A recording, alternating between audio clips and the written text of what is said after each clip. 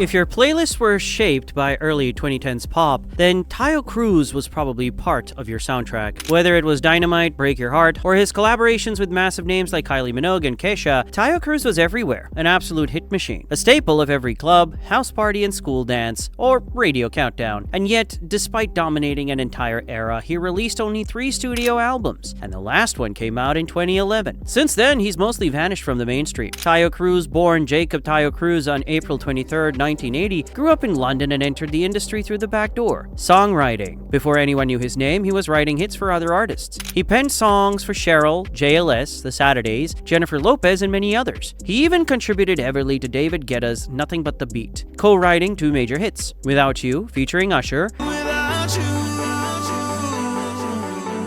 and Little Bad Girl, featuring Cruz himself and Ludacris. He initially saw himself as an R&B singer and even experimented with rap. But fate had other plans. His songwriting talent landed him in Tricky Stewart's writing collective, where he contributed to Will Young's track, Your Game. And in 2005, he won a Brit Award for it, a massive accomplishment before he'd ever had a hit of his own. Riding that momentum, Taio founded his own label, Rockstar Music London, and released his debut single, I Just Want to Know. It reached number 29 in the UK, modest but strong enough to earn him a joint deal with Republic Records and Island Records, labels that believed his sound had international potential. By 2007, he was releasing more singles, Moving On, Come On Girl, slowly climbing the charts and building recognition.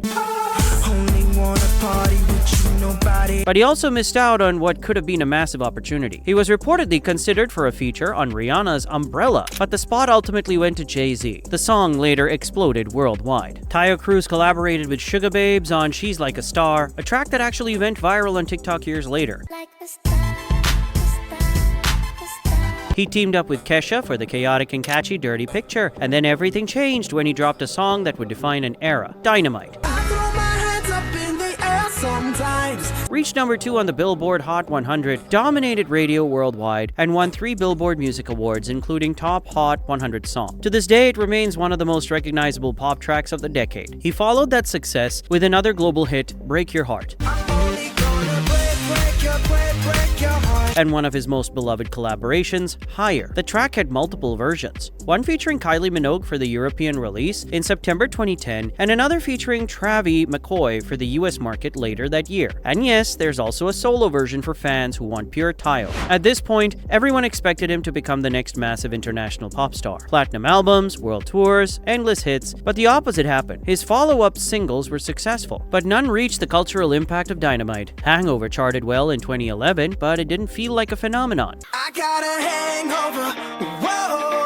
Part of the problem wasn't Taio himself. It was the era he helped build. Electropop, which had dominated the first 2000s and early 2010s, suddenly hit a wall. 3 major shifts happened. First, Adele. Her rise created a dramatic backlash against overly processed dance pop. Her emotional authenticity reshaped the entire industry. Second, oversaturation. Every song from that era, not just Taio's, started to sound the same. The same chords, the same lyrics about partying, the same club-friendly production. Third, total market burnout. Electropop reached the kind of dominance that only disco had reached before. And just like disco, it collapsed under its own weight. There was also a more practical issue. British labels have a long, unfortunate history of not knowing how to manage sudden global success. Many UK artists explode worldwide but don't receive the long-term support needed to sustain their careers. Taio Cruz was one of them. He tried to diversify, releasing more R&B-leaning songs like Row the Body, but the shift didn't land. Tracks didn't chart. Now it's going down like my timeline.